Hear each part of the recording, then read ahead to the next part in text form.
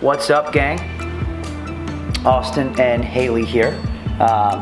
Just wanted to do a little vlog, and I'm got the babe with me, so see how long we can last. But say hi to Haley.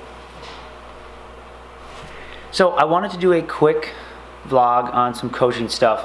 As some of you guys might know, that I, along with James Hobart and Spencer Hendel, we own the Hand Plan and we do a lot of programming stuff. So we have a lot of conversations with affiliate owners and athletes and coaches, along with everything we do at seminars, at level 1s and level 2s, about implementation of programming. And I think that it's important to understand themes, and I think that over the past year, I think I've really seen a theme that's been consistent, so I wanted to address it and hopefully add some value to you guys as coaches, affiliate owners, or just people that actually do the programming. And the programming matters very little to the ability to implement it. And I've never heard anyone complain about programming that's getting results. I've never heard a membership, I've never heard a coach, an owner, an athlete say, gosh, this programming really sucks because I'm losing body weight, I'm getting fitter, faster, and stronger, so I want it to be changed. I've never heard that. Oftentimes, I'll hear things like, I'm not doing enough, or I see this other gym doing something, I want that to be done, or I want to lift more, or I need to snatch more, I need a lifting program, or I need a specific program for me.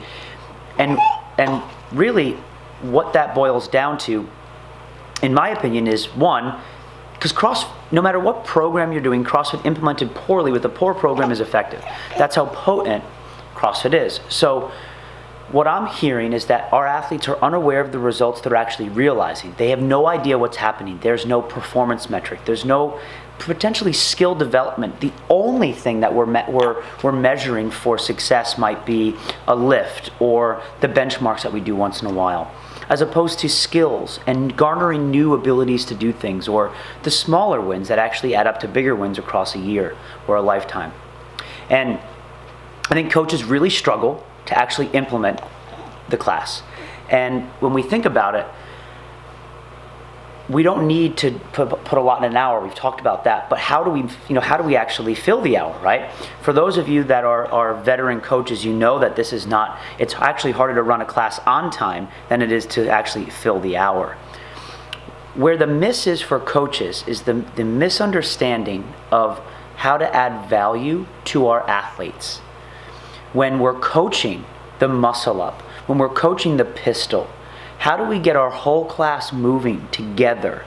How do we get from warm up to high skill development? So if we're going to do muscle ups, how do I go from just warming up at the top of the rings, the bottom of the rings, all the way to how do I work on a tighter kip and a faster transition from the top of the rings down to the bottom of the rings in the same class?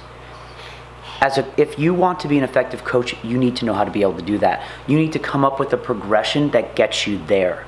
And you need to be able to deliver that with your entire class over the course of an hour.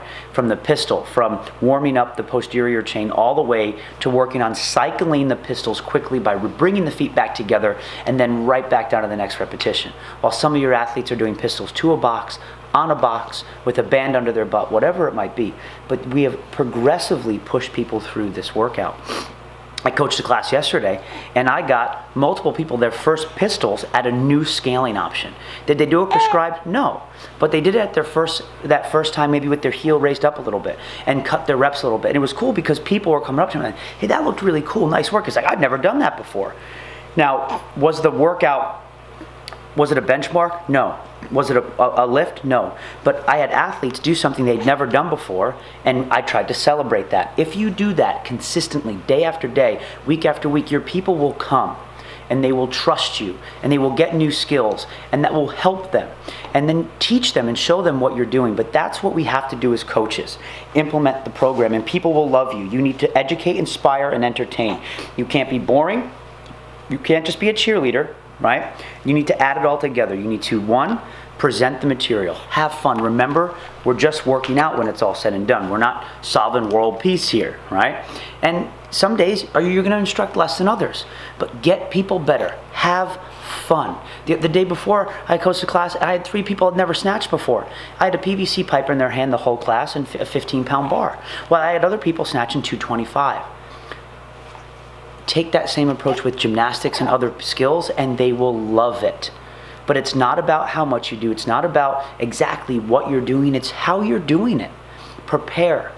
Deliver a better plan and get people fired up. And it's okay to go off the plan once in a while and just do some accessory work or whatever it might be. Low skill, high fun type of stuff. Do that. Mix it up. Every day shouldn't be the same.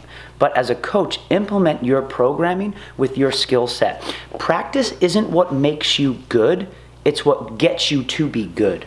Once you're already a good coach, once you're already a good coach, you then need to continually refine and practice what you used to study. Get new skills under your belt, whatever that might be. But you need to think about, how do I deliver to the tip of the spear and distill that down to the lowest common denominator, and that's how you run an effective class. And make sure you have a damn good playlist, because music's important. Have fun, train hard, and be humble, but work your butt off as a coach and understand, if you're complaining about something, then you're usually not as good as you think you are.